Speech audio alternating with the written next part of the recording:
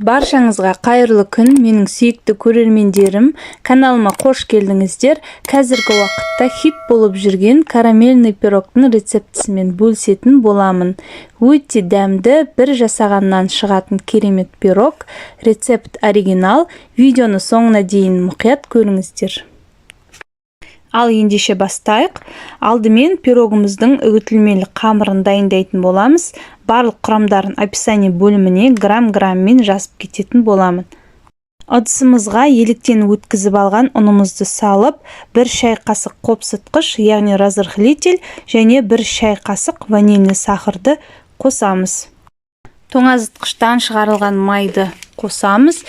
Майыңыз 60%-дан жоғары болса болғаны, менде сливочный берега 60%-дық май. Ұн мен майды біріктіріп, жақсылап песочное тесто дайындаймыз. Бізде крошка пайда болу керек, сол уақытқа дейін қолымызбен жақсылап үгітеміз. Содан кейін келесі бір ыдысымызға 1 жұмыртқаны жарып, шекер қосып жақсылап араластырып, сұйық масса дайындаймыз.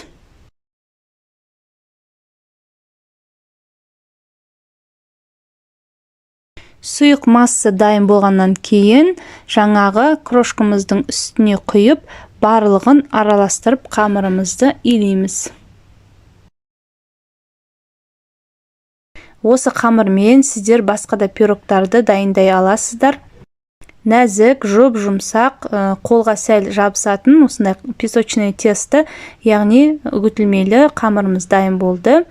Дайын болғаннан кейін салмасын дайындағанша қамырымызды 10 минутқа холодильникке қоя тұрамыз. Карамельный пирогтың начинкасына бізге сапалы сгущенка керек. Мендегі Рогачев сгущенкасы 2-3 сағат бұрын бөлме температурасына шығарып қойсаңыздар, қаймақпен жұмыртқамен араластырғанда жақсы араласады. Сонымен қатар бізге 20%-дық қаймақ қажет. 350 грамм қаймақты және 300 грамм сгущенканы салып, содан кейін 2 жұмыртқаны салып, жақсылап араластырып аласыздар. Блендермен немесе венчиктің көмегімен араластырасыздар. Менде венчикпен сәл қиындау болды араластыруға. Содан кейін блендермен барлығын жақсылап араластырып алдым.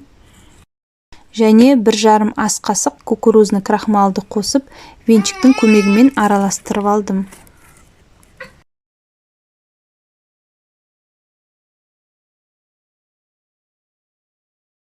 Диаметрі 26, менің формам пирог пісіретін.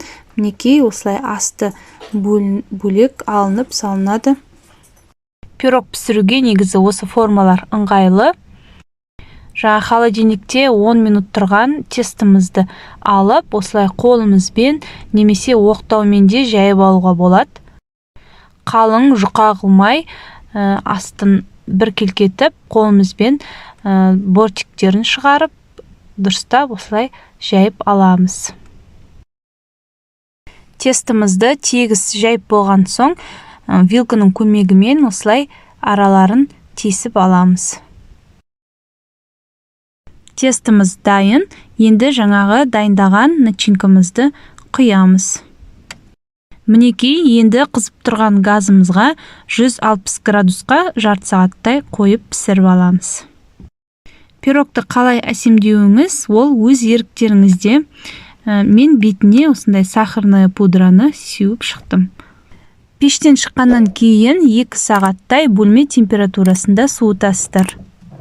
Видеоны толық аяғына дейін қарағандарыңыз үшін рахмет. Тіркелмеген болсаңыздар, каналыма тіркеліп, лайк басып, өз пікірлеріңізді білдірсеңіздер болады.